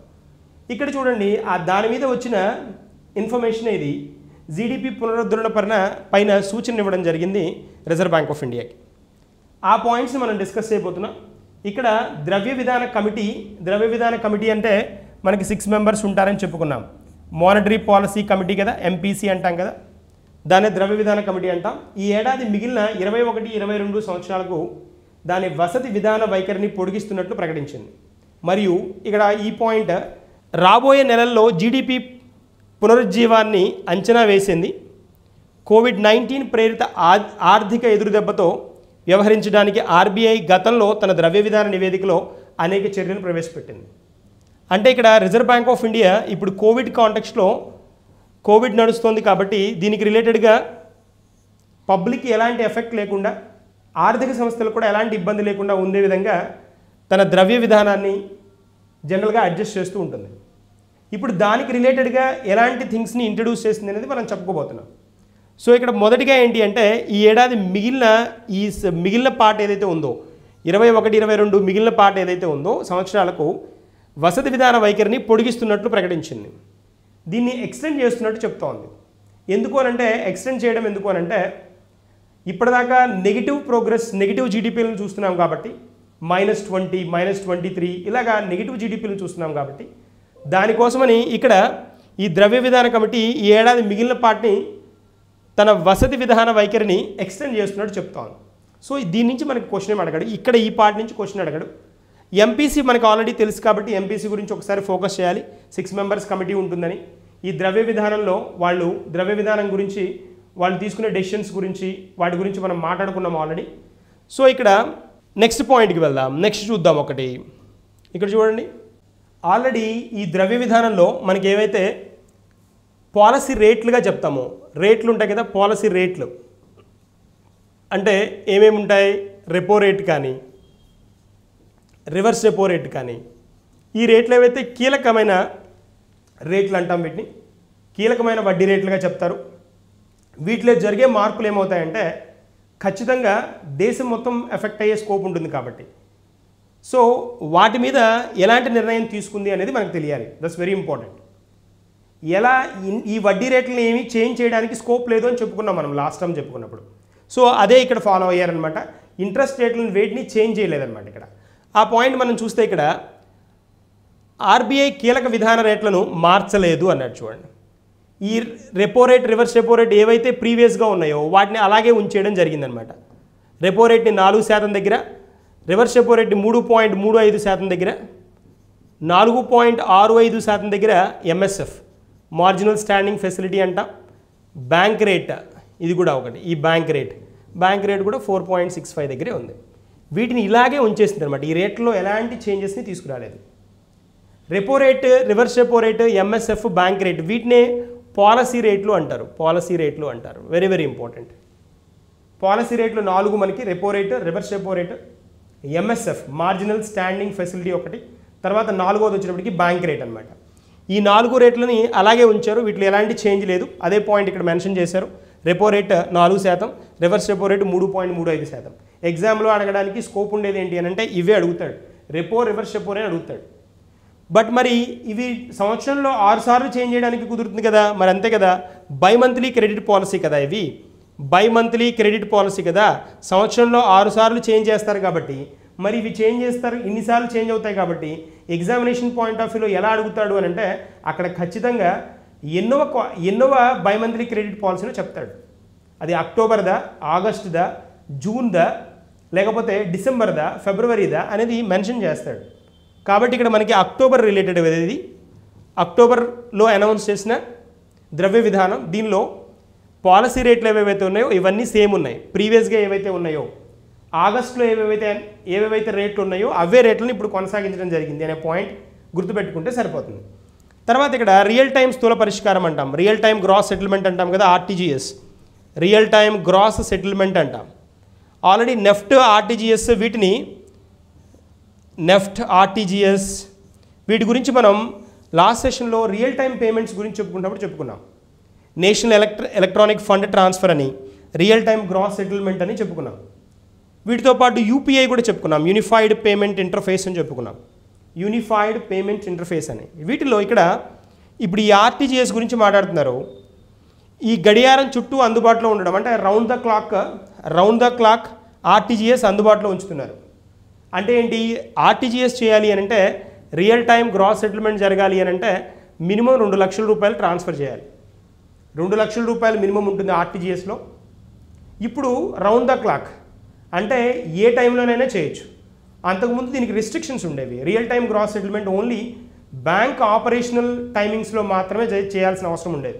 ఇప్పుడు ఆ విధంగా కాకుండా ఎప్పుడైనా చేసుకోవడానికి అవకాశం ఉంటుంది ఆర్టీజీఎస్. అది చెప్తున్నారు ఈ పర్టికులర్ ద్రవ్య విధానం పార్ట్లో. ఈ పాయింట్ అనౌన్స్ చేయడం జరిగింది. దాని తర్వాత నిర్దిష్ట రంగాల పునర్జీవనం కోసం 1,00,000 కోట్ల రూపాయల targeted long term repo operations, very very important, targeted long term repo operations, long term, TLTRO, targeted long term repo operations అంటాం. రెపో ఆపరేషన్స్ వీటిని ఇంట్రడ్యూస్ చేయడం జరిగింది. దాని full form important, targeted long term repo operations. So వాటిని introduce చేయడం జరిగింది. 1,00,000 కోట్ల రూపాయల ప్రొవిజన్, 1 lakh crores ప్రొవిజన్. తర్వాత రాష్ట్రం అభివృద్ధి రుణాల కోసం ఓపెన్ మార్కెట్ ఆపరేషన్లను ప్రకటించడం జరిగింది. మనకి జనరల్గా స్టేట్ పార్టీ కోసం వచ్చేటప్పటికి ఓపెన్ మార్కెట్ ఆపరేషన్స్ ఫెసిలిటేషన్ని అవైల్ చేయడం జరిగింది. ఓఎంఓస్, ఓపెన్ మార్కెట్ ఆపరేషన్ అంటాం. ఓఎంఓస్ అంటే ఓపెన్ మార్కెట్ ఆపరేషన్స్. రాష్ట్ర ప్రభుత్వాలు వాటి దగ్గర ఏవైతే బాండ్ల రూపంలో, ట్రెజరీ బిల్స్ రూపంలో ఏవైతే వాటి దగ్గర ఫార్మ్స్ ఉన్నాయో వాటిని రిజర్వ్ బ్యాంక్ ఆఫ్ ఇండియా దగ్గర పెట్టి అప్పు తెచ్చుకునే విధానాన్నే ఓపెన్ మార్కెట్ ఆపరేషన్స్ అంటాం, ఓఎంఓస్ అంటాం. సో అలాంటి ప్రక్రియను కూడా ఎందుకు అనంటే ఇప్పుడు కోవిడ్ మూమెంట్లో రాష్ట్ర ప్రభుత్వాలు కూడా వాటికి వచ్చే ఆదాయం లేకపోవడం, తర్వాత కేంద్ర ప్రభుత్వాన్ని డబ్బులు ఇవ్వమని అడగడం, లేకపోతే ఇంటర్నేషనల్ ఆర్గనైజేషన్స్ వరల్డ్ బ్యాంక్ కానీ ఐఎంఎఫ్ కానీ ఏడిబి కానీ ఇలాంటి వాటి మీద, ఏషియన్ డెవలప్మెంట్ బ్యాంక్ లాంటి వాటి మీద డిపెండ్ అయ్యే ఆస్కారం లేకుండా ఓపెన్ మార్కెట్ ఆపరేషన్స్ ద్వారా ఫినాన్షియల్ సపోర్ట్ ఇస్తామని చెప్తోంది Reserve Bank of India. Open market ఆపరేషన్స్ని రిలీజ్ చేసేది ఎవరు అంటే రిజర్వ్ బ్యాంక్ ఆఫ్ ఇండియా. ఎవరి తరఫున అంటే ప్రభుత్వం తరఫున. ఎవరు వాటిని యూటిలైజ్ చేసుకుంటారు అని అంటే ఓపెన్ మార్కెట్ ఆపరేషన్స్ రాష్ట్ర ప్రభుత్వాలు యూటిలైజ్ చేసుకుంటాయి, అయితే బ్యాంకులు యూటిలైజ్ చేసుకుంటాయి. అలాంటి కాన్సెప్ట్ అనమాట. That is one. తర్వాత ఇక్కడ నెక్స్ట్ వన్కి వెళ్దాం. ఈ ఓపెన్ మార్కెట్ ఆపరేషన్స్ ద్వారా లిక్విడిటీ మరియు సులభపరమైన ఫినాన్స్ పరిస్థితులకు ప్రాధాన్యత ఇవ్వడం జరుగుతుంది. ఓపెన్ మార్కెట్ ఆపరేషన్స్ ద్వారా ఓఎంఓస్ గురించి మాట్లాడుతున్నాం ఇక్కడ. Open market operations, open market operations. తర్వాత లాంగ్ టర్మ్ రెపో ఆపరేషన్స్ అన్నాం కదా, లాంగ్ టర్మ్ రెపో ఆపరేషన్స్ ఇదే కదా. లాంగ్ టర్మ్ రెపో ఆపరేషన్స్ అనేది ద్రవ్య విధాన చర్యల ప్రసారం మరియు ఆర్థిక వ్యవస్థకు రుణ ప్రవాహాన్ని సులభతరం చేసే ఒక విధానం. దీని ద్వారా ఏమవుతుందంటే రెపో ఆపరేషన్స్ అంటున్నాం కదా, రెపో ఆపరేషన్లో ఏమవుతుంది అంటే జనరల్గా బ్యాంక్స్ కానీ ఫినాన్షియల్ ఇన్స్టిట్యూషన్స్ కానీ, మనం బ్యాంక్స్ అనే ఎగ్జాంపుల్ తీసుకుందాం, బ్యాంక్సే జనరల్గా ఇక్కడ ఇన్వాల్వ్ అవుతాయి కాబట్టి, ఇవి రిజర్వ్ బ్యాంక్ ఆఫ్ ఇండియా దగ్గర నుంచి ఆర్బీఐ దగ్గర నుంచి బారో చేసే స్కోప్ ఉంటుంది, అప్పు తీసుకునే స్కోప్ అనమాట. రిజర్వ్ బ్యాంక్ ఆఫ్ ఇండియా అప్పు ఇస్తుంది. బ్యాంక్స్ ఎవరి దగ్గర నుంచి బారో చేస్తున్నాయి? బ్యాంక్స్ ఇలా పెట్టుకుందాం యారో మార్క్. ఎవరి దగ్గర నుంచి బారో చేస్తున్నాయి? ఆర్బీఐ దగ్గర నుంచి బారో చేసుకోవచ్చు. ఆర్బీఐ దగ్గర నుంచి బారో చేసుకునే అమౌంట్స్కి ఇప్పుడు ఎవరిస్తున్నారు amount? Reserve Bank of India బ్యాంక్స్కి డబ్బులు ఇస్తుంది. బ్యాంక్స్ ఏం చేయాలి? ఆర్బీఐకి ఇంట్రెస్ట్ ఇవ్వాలి. ఇంట్రెస్ట్ ఇది కాంటెక్స్ట్. ఇక్కడ చూడండి, ఈ రెపో ఆపరేషన్స్ అంటున్నాం కదా, లాంగ్ టర్మ్ రెపో ఆపరేషన్స్. జనరల్గా repo operations short term operations అనమాట. జనరల్గా ఇవి ఉండేది షార్ట్ టర్మ్కే ఉంటాయి. కానీ ఇప్పుడున్న పరిస్థితుల్లో ఈ కోవిడ్ ఉండడం వల్ల కస్టమర్లకి కావాల్సిన ఫినాన్షియల్ సపోర్ట్ చేయాలి. ఆ డబ్బులను ఎక్కడి నుంచి రావాలి? రిజర్వ్ బ్యాంక్ ఆఫ్ ఇండియా నుంచి బ్యాంక్స్కి, బ్యాంక్ నుంచి కస్టమర్కి రావాలి. మరి రావాలి అని అంటే ఏం చేయాలి? బ్యాంక్స్కి Reserve Bank of India facilitate చేయాలి, డబ్బులు ఇవ్వగలగాలి. సో అలా కనుక రిజర్వ్ బ్యాంక్ ఆఫ్ ఇండియా బ్యాంక్స్కి డబ్బులు ఇస్తే ఈ డబ్బుల్ని బ్యాంక్స్ కస్టమర్లకి లోన్ల రూపంలో ఇవ్వడానికి స్కోప్ ఉంటుంది. This a point. ఇక్కడ రిజర్వ్ బ్యాంక్ ఆఫ్ ఇండియా దగ్గర నుంచి బ్యాంక్స్ తీసుకున్నాయి కాబట్టి బ్యాంక్స్ రిజర్వ్ బ్యాంక్ ఆఫ్ ఇండియాకి ఇంట్రెస్ట్ పే చేస్తాయి. కస్టమర్ బ్యాంక్స్ దగ్గర నుంచి తీసుకున్నాడు కాబట్టి కస్టమర్ బ్యాంకులకి ఇంట్రెస్ట్ ఇవ్వాల్సి వస్తుంది. This is the point. ఇదనమాట. ఇప్పుడు ఈ రెపో రేట్ ఏదైతే షార్ట్ టర్మ్ జనరల్గా ఉన్నదో దీన్ని లాంగ్ టర్మ్కి మానిటర్ చేస్తున్నారు. లాంగ్ టర్మ్కి 1 year, more than 1 year provision అలా ఇస్తూ దీన్ని ఎక్స్టెండ్ చేస్తున్నారు. రెపో రేట్లో ఏమవుతుందంటే రెపోలో బ్యాంక్స్ ఆర్బీఐ దగ్గర నుంచి అప్పు తీసుకుంటాయి. ఆ తీసుకున్న దానికి బ్యాంక్స్ ఆర్బీఐకి ఇచ్చే ఇంట్రెస్ట్ రేట్ ఏదైతే ఉంటుందో దాన్నే రెపో రేట్ అంటాం. రెపో అంటే రీపర్చేజింగ్ ఆప్షన్ అనమాట. రీపర్చేజింగ్ ఆప్షన్. ఈ రీపర్చేజింగ్ ఆప్షన్ అనేది రెపో అంటాం. ఇక్కడ జనరల్గా రెపో రేట్ ఉండేది షార్ట్ టర్మ్. ఈ కాంటెక్స్ట్లో లాంగ్ టర్మ్ ఇంట్రడ్యూస్ చేసింది. ఎందుకు అని అంటే ఫినాన్షియల్ సపోర్ట్ ఇవ్వడం కోసం. That's a point. ఇది గుర్తుంచుకోండి. మన long term repo operations important one. Full form కూడా ఇంపార్టెంట్ దాన్ని. నెక్స్ట్ వన్కి వెళ్దాం. ఈ ఓపెన్ మార్కెట్ ఆపరేషన్స్ గురించి ఒక పాయింట్ చూద్దాం. ఓపెన్ మార్కెట్ ఆపరేషన్స్ చూస్తే అనేది పరిమాణాత్మక ద్రవ్య విధాన సాధనం అంటున్నాడు. పరిమాణాత్మక అంటున్నాడు అంటే మనకి క్వాలిటేటివ్, క్వాంటిటేటివ్ ఉంటాయి. క్వాలిటేటివ్ అండ్ క్వాంటిటేటివ్ అని ఉంటాయి. క్వాంటిటేటివ్ ఇవి ద్రవ్య విధానాలు అన్నమాట. ద్రవ్య విధానాలు 2 రకాలు ఉంటాయి మనకి. క్వాలిటేటివ్ అన్నా ఉంటాయి, క్వాంటిటేటివ్ అన్నా ఉంటాయి. క్వాలిటేటివ్ అంటే ఏంటి అంటే గుణాత్మక అంటాం. గుణాత్మక. క్వాంటిటేటివ్ అంటే ఏంటి అంటే పరిమాణాత్మక అంటాం. పరిమాణాత్మక. ఇప్పుడు మనకి మెన్షన్ చేస్తోంది మానిటరీ పాలసీ ఏంటి అని అంటే అది క్వాలిటేటివ్ కాదు, క్వాంటిటేటివ్. పరిమాణాత్మకమైన ద్రవ్య విధాన సాధనంలో ఒకటనమాట అది. అంటే ఈ క్వాంటిటేటివ్ మానిటరీ పాలసీలో ఓపెన్ మార్కెట్ ఆపరేషన్స్ అనేది ఒకటి. దీనికి సంబంధించిందనమాట. అది పాయింట్ అక్కడ చెప్తాం. ఓపెన్ మార్కెట్ ఆపరేషన్స్ కానీ, ఎస్ఎల్ఆర్ కానీ, సిఆర్ఆర్లు కానీ, లిక్విడిటీ అడ్జస్ట్మెంట్ ఫెసిలిటీస్ కానీ, ఇవన్నీ ఈ క్వాంటిటేటివ్ పార్ట్లోవే అనమాట. క్వాంటిటేటివ్ మానిటరీ పాలసీలోకి వచ్చేవి అనమాట. సో ఇక్కడ మనకి కావాల్సిన పాయింట్ ఏంటి అని అంటే, ఈ ఓపెన్ మార్కెట్ ఆపరేషన్స్ ద్వారా పరిమాణాత్మకమైన ద్రవ్య విధానాన్ని సాధించడానికి కుదురుతుంది. ఇది ఆర్థిక వ్యవస్థలో డబ్బు సరఫరాను నియంత్రించడానికి ఒక దేశంలోని సెంట్రల్ బ్యాంక్ చేత ఉపయోగించబడుతుంది. Very very important point. జనరల్గా ఈ క్వాంటిటేటివ్ క్వాంటిటేటివ్ అయినా రిజర్వ్ బ్యాంక్ ఆఫ్ ఇండియా చేత ఇంట్రడ్యూస్ చేయబడతాయి. ఈ క్వాంటిటేటివ్ మీరు అబ్జర్వ్ చేస్తే ఆర్థిక వ్యవస్థలో డబ్బు సరఫరాను నియంత్రించాలి అని అంటే సప్లైని నియంత్రించడానికి క్వాంటిటేటివ్ యూస్ చేస్తారు. నియంత్రించడానికి, కంట్రోల్ చేయడానికి. సప్లైని పెంచడానికి క్వాలిటేటివ్ ఉపయోగిస్తారు. General idea. సో ఇప్పుడు మనకి క్వాంటిటేటివ్ కదా, క్వాంటిటేటివ్ టూల్స్లో ఓపెన్ మార్కెట్ ఆపరేషన్స్ అనేది ఒక క్వాంటిటేటివ్ టూల్. ఇక్కడ డబ్బు సరఫరాను నియంత్రించడానికి ఒక దేశంలోని సెంట్రల్ బ్యాంక్ చేత ఉపయోగించబడేదే ఈ రెండిట్లో ఏదో ఒకటి అనుకున్నాం. ఇప్పుడు మనం క్వాంటిటేటివ్ గురించి మాట్లాడుతున్నాం. డబ్బు సరఫరా పరిస్థితులను సర్దుబాటు చేయడానికి ప్రభుత్వ సెక్యూరిటీలనే జీసెక్ అంటారు. ఎస్ఈసి, గవర్నమెంట్ సెక్యూరిటీస్ అంటారు.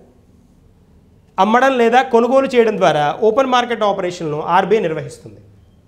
అంటే ఇక్కడ డబ్బు సరఫరా పరిస్థితులను సర్దుబాటు చేయాలి అంటే సప్లై పెంచాలి అన్నా, సప్లై తగ్గించాలి అన్నా, ఇలాంటి పరిస్థితులు ఏవైతే ఉంటాయో అలాంటప్పుడు ఎలా చేస్తారు వాటిని అని అంటే గవర్నమెంట్ సెక్యూరిటీస్ ఏవైతే ఉంటాయో వాటిని అమ్మడం, కొనడం ద్వారా చేస్తారు. సో ఇలాగా ఈ డబ్బు సరఫరా పరిస్థితులను సర్దుబాటు చేయడానికి ప్రభుత్వ సెక్యూరిటీలను అమ్మడం లేదా కొనడం, వెరీ వెరీ ఇంపార్టెంట్. ప్రభుత్వ సెక్యూరిటీలను అమ్మడం లేదా కొనడం, సెల్లింగ్ ఆర్ బయింగ్, అంతే కదా. అంటే ఓపెన్ మార్కెట్ ఆపరేషన్స్ అంటే ఏంటి అని అంటే ఓఎంఓస్ అంటే buying and selling of government securities in open market. Buying and selling of government securities in open market is nothing but open market operations. So ఈ open market operations ఏవైతే ఉంటాయో open market operations అనేవి దీని ద్వారా ప్రభుత్వ సెక్యూరిటీలని అమ్మడం లేదా కొనడం చేస్తారు. ఓఎంఓలను ఆర్బీఐ నిర్వహిస్తుంది. Very very important. చాలాసార్లు ఎగ్జామ్లో అడిగాడు. ఈ పాయింట్ కోసమే మనం ఇదంతా డిస్కస్ చేసాం. ఓపెన్ మార్కెట్ ఆపరేషన్స్ని నిర్వహించేది ఎవరు అని క్వశ్చన్ అడిగితే రిజర్వ్ బ్యాంక్ ఆఫ్ ఇండియా 100కు 100%. దీనిలో ఎవరు పార్టిసిపేట్ చేస్తారు? ఎవరి సెక్యూరిటీలు ఇవి అంటే ప్రభుత్వ సెక్యూరిటీలు. ఆ పాయింట్ మర్చిపోకూడదు. అడిగిన క్వశ్చన్ని బట్టి నిర్వహించేది ఎవరు అని అన్నాడంటే రిజర్వ్ బ్యాంక్ ఆఫ్ ఇండియా. ఆప్షన్స్లో కేంద్ర ప్రభుత్వం ఉంటుంది. కేంద్ర ప్రభుత్వం ఉన్నా తీసుకోకూడదు. Reserve Bank of India correct. నిర్వహించేది RBI on behalf of government. Reserve Bank of India operates open market operations on behalf of the government. That is the point. So తర్వాత వ్యవస్థ నుండి ద్రవ్యతను తొలగించడానికి సెంట్రల్ బ్యాంక్ వాణిజ్య బ్యాంకులకు జీసెక్లను విక్రయిస్తుంది. This a point. అంటే ఇక్కడ మార్కెట్లో ఉన్న ఈ వ్యవస్థ ఏదైతే ఉందో అంటే ఈ మార్కెట్లో ఉన్న డిఫరెంట్ కండిషన్స్ ఏవైతే ఉన్నాయో అంటే ఎలాంటి కండిషన్స్ మనకి ఇక్కడ చూడండి. వ్యవస్థ నుండి ద్రవ్యతను తొలగించడానికి మార్కెట్లో మనీ ఎక్కువ రొటేట్ అవుతుంది అనుకోండి. మార్కెట్లో ఎక్కువ రొటేట్ అవుతున్నప్పుడు ఏం చేయాలి? క్వాంటిటేటివ్ ఈజింగ్ అనమాట. ఆ అమౌంట్ని వెనక్కి లాగేసేయాలి. ఎక్కువగా రొటేట్ అవుతుంది మనీ అని అంటే అప్పుడు ఏం చేయాలి? ఆ అమౌంట్ని వెనక్కి లాగేయాలి. లేకపోతే తక్కువ మార్కెట్లో మనీ ఉంది అని అంటే రిలీజ్ చేయాలి. అంటే ఏంటి? ఇన్ఫ్యూజన్ లేకపోతే కంప్లీట్గా అబ్జార్ప్షన్ అంటాం. Infusion absorption. చిన్న సింపుల్ పాయింట్ ఇది. Very simple point. ఇన్ఫ్యూజన్ అంటే ఏంటి అంటే మార్కెట్లో మనీ లేకపోతే సఫిషియెంట్గా మార్కెట్లోకి డబ్బులు రిలీజ్ చేయాలి. మార్కెట్లో డబ్బులు ఎక్కువగా ఉంటే వాటిని అబ్జార్బ్ చేసుకోవాలి, వెనక్కి లాగేసేయాలి. ఇన్ఫ్యూజన్ అబ్జార్ప్షన్ ఏదైతే ఉందో ద్రవ్యతను తొలగించడం అంటే అబ్జార్బ్ చేసుకోవడం, ద్రవ్యతను ఇంట్రడ్యూస్ చేయడం అంటే ఇన్ఫ్యూజ్ చేయడం. ఈ రెండు ప్రక్రియలను ఎవరు చేస్తారు? దేని ద్వారా చేస్తారంటే ఓపెన్ మార్కెట్ ఆపరేషన్ ద్వారా చేస్తారు. That is a point. So వాణిజ్య బ్యాంకులకు జీసెక్లను విక్రయిస్తుంది.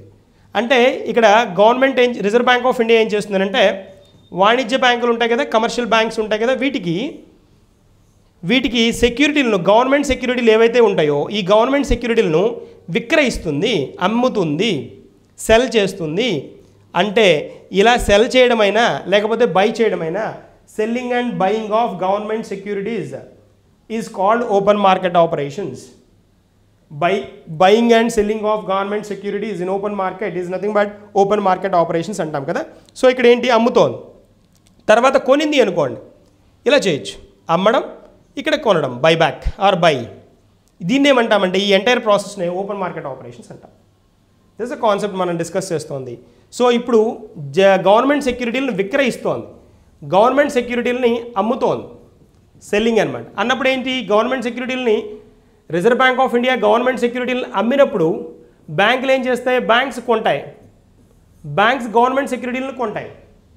గవర్నమెంట్ సెక్యూరిటీలను కొన్నప్పుడు వాటి దగ్గర ఉన్న అమౌంట్స్ ఏమవుతాయి, వాటి దగ్గర ఉన్న అమౌంట్ గవర్నమెంట్ సెక్యూరిటీస్లో ఇన్వెస్ట్ చేసేస్తాయి కాబట్టి ఖచ్చితంగా కస్టమర్కి కూడా కస్టమర్ దగ్గర నుంచి ఎక్కువ అమౌంట్ని అబ్జర్వ్ చేయడానికి ట్రై చేస్తాయి, ఎక్కువ డిపాజిట్ రూపంలో ఎక్కువ అబ్జర్వ్ చేస్తే ఎక్కువ బెనిఫిట్ ఇవ్వడానికి చూస్తాయి. దాని ద్వారా ఏమవుతుంది, అన్నెసరీగా ఖర్చు పెట్టకుండా ఏదైతే ద్రవ్యోల్బణం ద్వారా వచ్చే నెగిటివ్ ఇంపాక్ట్ ఏదైతే ఉంటుందో దాన్ని కంట్రోల్ చేయడానికి ఛాన్స్ ఉంటుంది. సో ఇదంతా ఈ ప్రాసెస్ అంతా ఓపెన్ మార్కెట్ ఆపరేషన్స్ అయినా లేకపోతే మనకి రిజర్వ్ బ్యాంక్ ఆఫ్ ఇండియా ఈ buying and selling, infusion, absorption ఇవన్నీ చేసేది ఎందుకు అని అంటే టు కంట్రోల్ ఇన్ఫ్లేషన్ ద్రవ్యోల్బణాన్ని కంట్రోల్ చేయడానికి మాత్రమే. ఇప్పుడున్న పరిస్థితుల్లో ఈ మనకున్న కండిషన్లో ఏంటి అని అంటే కోవిడ్ ఎఫెక్ట్ చేసేస్తోంది, తర్వాత నెక్స్ట్ వచ్చే కండిషన్స్ని ఫోకస్ చేస్తూ ముందుగానే ఈ యాక్షన్స్ని వీటిని రెడీ చేసి పెట్టుకుంటోంది ఎవరు అంటే reserve Bank of India. That is a point. So next మనకి వెళ్దాం, నెక్స్ట్ పాయింట్ చూద్దాం. ఇక్కడ చూడండి ఒకసారి, 15 సంవత్సరాల ఆర్టీఐ రైట్ టు ఇన్ఫర్మేషన్ యాక్ట్కి ఈ రైట్ టు ఇన్ఫర్మేషన్ యాక్ట్కి 15 సంవత్సరాలు నిండాయి. సమాచార హక్కు చట్టం ఉంది కదా, సమాచార హక్కు చట్టం దీనికి 15 సంవత్సరాలు నిండాయి, అది స్పెషల్ థింగ్. దాని గురించి మనం డిస్కస్ చేయబోతున్నాం. ఇక్కడ ఈ ఆర్టీఐ అనేది అమలు చేయబడింది ఎప్పటి నుంచి అంటే 15 జూన్ 2005 నుంచి.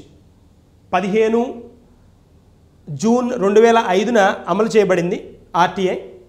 22 జూన్ 2005కు అంగీకరించబడింది, పార్లమెంటరీ కన్సర్న్ వచ్చింది, ఎనాక్ట్మెంట్ అయింది. తర్వాత 12 అక్టోబర్.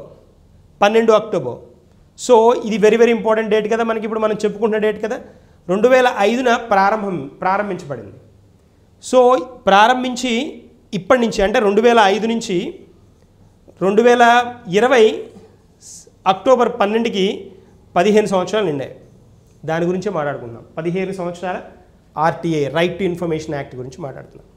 ఈ సమాచార హక్కు చట్టం ప్రకారం అప్పీల్ చేసే తుది న్యాయస్థానాలైన కేంద్ర రాష్ట్ర సమాచార కమిషన్ ఐసీ అంటాం కదా, ఐసీ వద్ద 2.2 లక్షలకు పైగా సమాచార హక్కు కేసులు పెండింగ్లో ఉన్నాయని నివేదిక పేర్కొంది. 2.2 లక్షల కేసులు చూడండి, అంటే ఫైల్ అయిపోయినాయి అనమాట. అవన్నీ కేసెస్ క్లియర్ అవ్వక అలాగే పెండింగ్లో ఉన్న కేసులు అనమాట.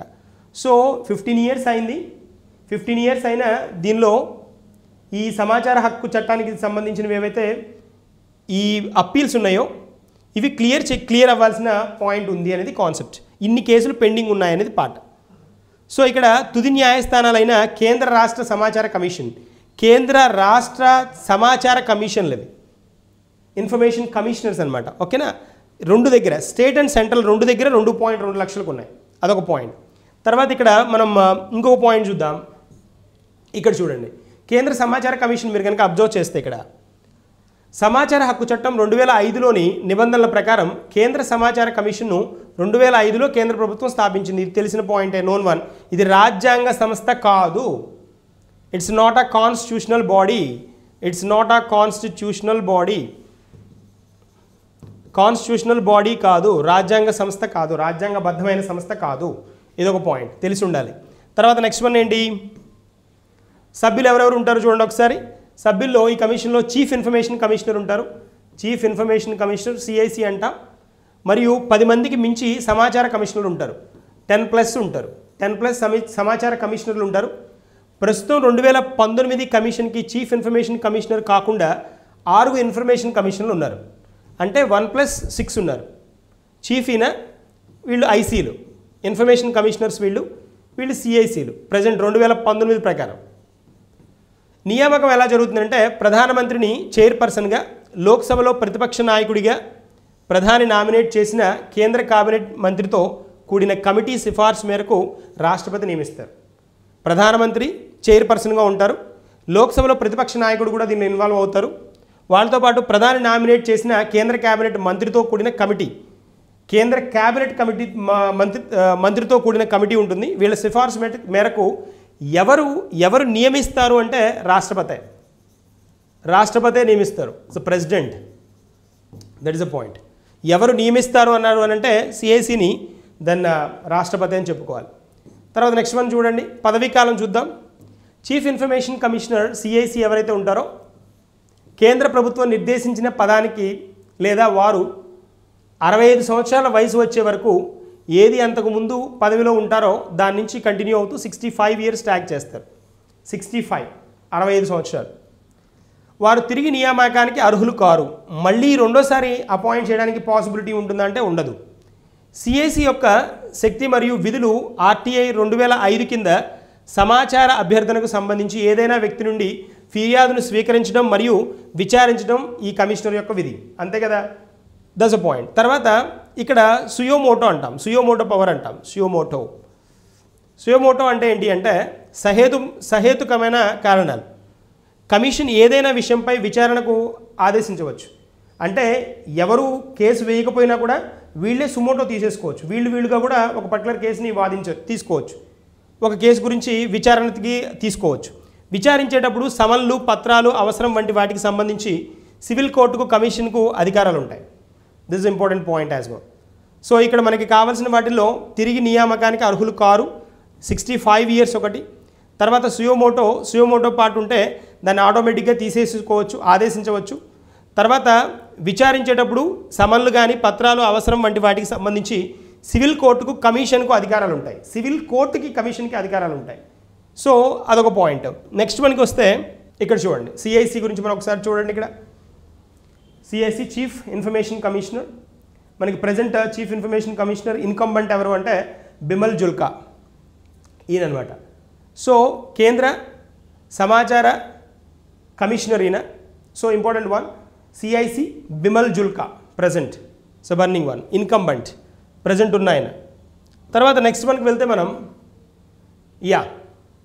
స్వెరిజెస్ రిక్స్ బ్యాంక్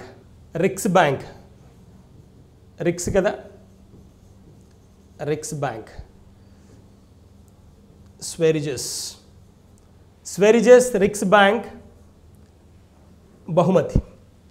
ఈ బహుమతిని ఏమంటారు అంటే the award for Nobel award for economic science అంట. దీన్ని ఇవాళ అనౌన్స్ చేయడం జరిగింది. ఇక్కడ స్పెషల్ థింగ్ ఏంటి అంటే దీన్ని ఈ పేరుతో పిలవడం ఎందుకు? మిగిలినవన్నీ నోబెల్ ప్రైజ్ అంటున్నాం, నోబెల్ ప్రైజ్ ఫర్ కెమిస్ట్రీ అంటున్నాం, ఫిజిక్స్ అంటున్నాం, మెడిసిన్ అన్నాం, పీస్ అన్నాం, లిటరేచర్ అన్నాం. మరి ఎకనామిక్ సైన్స్ డిఫరెన్స్ ఎందుకు అని అంటే జనరల్గా మిగిలిన అవార్డులన్నీ మనకి ఆల్ఫర్డ్ నోబెల్ ఎవరైతే ఉన్నారో ఆయన 1895లో రాసిన విల్ ప్రకారం 1901 నుంచి స్టార్ట్ అయ్యాయి, 1901 నుంచి స్టార్ట్ అయ్యాయి. కానీ ఈ ఎకనామిక్ సైన్స్కి రిలేటెడ్ అవార్డు 1901 నుంచి స్టార్ట్ అవ్వలేదు. ఇది 1968 నుంచి స్టార్ట్ అయింది, 1968 నుంచి స్టార్ట్ అయింది. దీనికి ఫండ్ చేస్తుంది ఎవరు అంటే స్వెరిజెస్ రిక్స్ బ్యాంక్ అనమాట.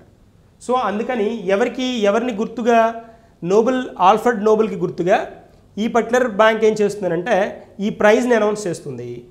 ఎవరికి గుర్తుగా అంటే ఆల్ఫర్డ్ నోబెల్కి గుర్తుగా. దేనిలో అవార్డు ఇస్తుంది? ఎకనామిక్ సైన్స్కి అవార్డు ఇస్తుంది. That's a point. ఆ పాయింట్ తెలియాలి. ఇప్పుడు మనకి ఈ అవార్డుని 2020 ఎకనామిక్ సైన్స్, ఇదే కదా లాస్ట్ అవార్డు కదా మనకి నోబెల్ అవార్డ్స్లో. లాస్ట్ అనౌన్స్ చేసేది ఇదే అవార్డు. మండే టు మండే ఉండే అవార్డ్స్లో ఇది లాస్ట్ అవార్డు అనమాట, 6th అవార్డు. సో ఇక్కడ ఈ అవార్డుని మనకి ఇప్పుడు చూస్తే ఈ ఇద్దరు పర్సన్స్కి షేర్ చేయడం జరిగిందనమాట. హాఫ్ ఆఫ్ షేర్ చేయడం జరిగింది వీళ్ళిద్దరికి. పాల్ మిల్గ్రమ్, రాబర్ట్ బి విల్సన్, వీళ్ళిద్దరికి. సో దేనికి రిలేటెడ్ అంటే దేనికి పార్ట్ అంటే స్పెషలైజేషన్ ఉంటుంది కదా ఎకనామిక్ సైన్స్లో కూడా. వాళ్ళు దేనికి రిలేటెడ్గా వర్క్ చేశారు అంటే for improvement to the auction theory, very very important. For improvement to the auction theory. Auction theory అంటే ఆక్షన్ అంటే మనం తెలుగులో వేలం పాట అంటాం, వేలం వేయడం అంటాం. ఈ వేలం వేసే ప్రక్రియలో కొత్త విధానాన్ని వీళ్ళు ఇంట్రడ్యూస్ చేసేటప్పటికి, థియరీని ఇంట్రడ్యూస్ చేసేటప్పటికి దాన్ని వీళ్ళకి ఎకనామిక్ సైన్స్కి ఈ నోబెల్ అవార్డు ఇవ్వడం జరిగిందనమాట. That's a point. So very special. Paul R M Milgrom and Robert B Wilson for the improvement of the auction theory. So ఎవరిస్తారు అంటే the Royal Swedish Academy of సైన్సెసే ప్రజెంట్ చేసేది. Royal Swedish Academy of సైన్సెసే fund చేసేది. Then మనకి చెప్పుకున్నాం కదా, Sveriges రిక్స్ bank అని చెప్పుకున్నాం. సో ప్రైజ్ కూడా ఆ నేమ్తోనే ఉంటుంది.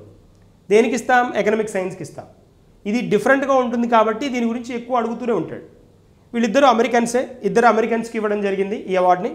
సో దీనికి రిలేటెడ్గా మనకి ఈ నోబెల్ ఎకనామిక్ సైన్స్కి రిలేటెడ్గా ఉన్న కొన్ని పాయింట్స్ని మనం డిస్కస్ చేద్దాం. So have a look at this. ఇక్కడ చూడండి ఒకసారి. వేలం వేయడం అంతటా ఉంది, అంతా తెలిసిన పాటే కదా. ఆక్షన్ అనే పాట అందరికీ తెలిసిందే, వేలం అనే పాట అందరికీ తెలిసిందే. అది మన రోజువారీ జీవితాలపై ప్రభావం చూపుతోంది. పాల్ మిల్గ్రమ్ అండ్ రాబర్ట్ విల్సన్ కనుగొన్న కొత్త వేలం విధానాలతో అటు అమ్మకందారులకు ఇటు కొనుగోలుదారులకు కాకుండా పన్నుదారులకు కూడా లాభం కలుగుతుంది. సో ఇక్కడ ముగ్గురు బెనిఫిట్ అవుతారు. జనరల్గా అయితే బయ్యర్ ఆర్ సెల్లరే బెనిఫిట్ అవుతారు. Buyer or seller. ఇక్కడ బయ్యర్ సెల్లర్తో పాటు ట్యాక్సర్ కూడా బెనిఫిట్ అవుతాడు. ముగ్గురు బెనిఫిట్ అవుతారు అన్నమాట. అది ఈ ప్రక్రియ. దీన్ని ఇంట్రడ్యూస్ చేసినందుకు, ఈ థియరీని ఇంట్రడ్యూస్ చేసినందుకు these guys has got a Nobel prize for economic science అనమాట. That is the point. So ఈ సంవత్సరం ఎకనామిక్ సైన్స్ గ్రహీతలు వీళ్ళిద్దరు ఎవరైతే ఉన్నారో ఈ సిద్ధాంతాన్ని మెరుగుపరచడం, కొత్త వేలం ఆకృతులను కనుగొనడం, ప్రపంచవ్యాప్తంగా కొనుగోలు అమ్మకదారులతో పాటు ట్యాక్సర్స్ కూడా బెనిఫిట్ అయ్యే అవకాశాన్ని దీని ద్వారా కలుగుతుందని చెప్పుకుంటున్నాం. తర్వాత చూడండి ఒకసారి ఇంకొంచెం ఎడిషన్గా వెళ్దాం. ఆర్థిక శాస్త్రంలో ఇప్పటివరకు 1969 నుంచి, ఇందాక 68 అన్నా, 68 తర్వాత ఇవ్వడం జరిగింది. 69 నుంచి 2020 వరకు అంటే 69లో ఇచ్చారు అని అంటే 69 నుంచి ఇవ్వడం అని అంటే 68th ఇయర్కి 69లో ఇస్తారు. 68 సంవత్సరానికి గాను వచ్చిన వాళ్ళని, బెస్ట్ వాళ్ళని 69లో చూస్ చేసుకుంటారు. అది కాంటెక్స్ట్, అది మీనింగ్. సో 69 నుంచి 2020 వరకు ఈ గ్యాప్లో ఆర్థిక శాస్త్రంలో 56 బహుమతులు ఇవ్వడం జరిగింది. సో ఎకనామిక్ సైన్స్కి రిలేటెడ్గా 52 ఇవ్వడం జరిగింది, 52 బహుమతులు ఇవ్వడం జరిగింది. దీనిలో ఈ 52 బహుమతుల్లో ఇది 2020, ఇప్పుడు రీసెంట్ దాంతో కలిపి, అంతకుముందు 51 ఉండేవి, ఇప్పుడు వచ్చింది ఒకటి కలిపేసేసి మొత్తం 52 అయ్యాయి, 52.